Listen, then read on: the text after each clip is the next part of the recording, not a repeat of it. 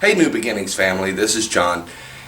We are in our sermon series, Renovation Project, and I'm standing here in our new building that's under renovation even right now as we speak.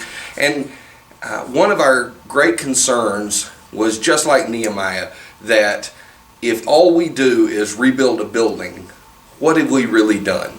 Nehemiah's great concern was for the people even above the walls of the city. When he was approached with this terrible news of the condition of the city of Jerusalem, the first thing he asked was, tell me about the people.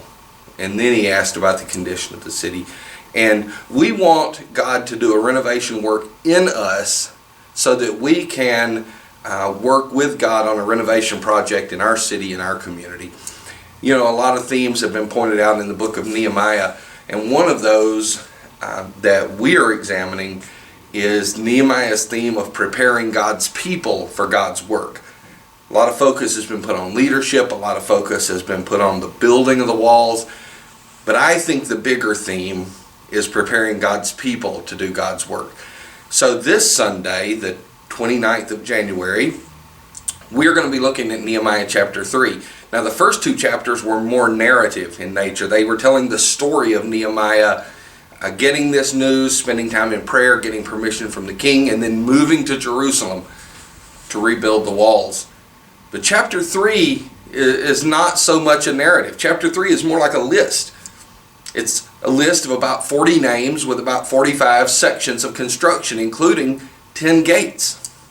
Now usually when we're reading the Bible and we come across lists of names or genealogies, we tend to skim over those or even skip them altogether. But these are names that Nehemiah put in his journal, and they're names that God included in his word.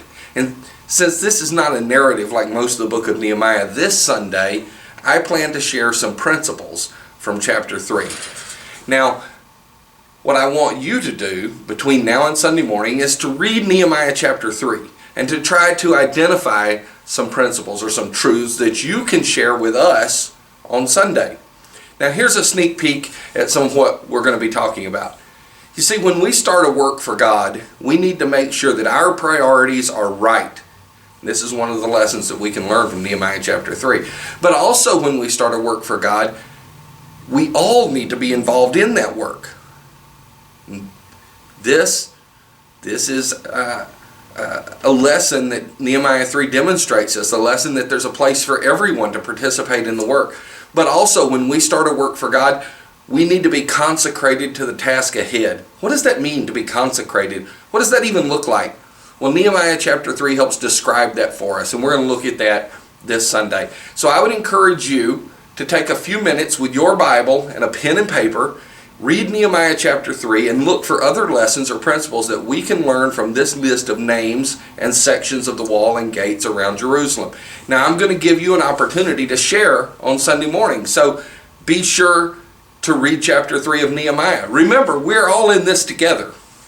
We look forward to worshiping alongside you this Sunday at 10:30 a.m. in our temporary location at 2301 East 29th Street in Bryan.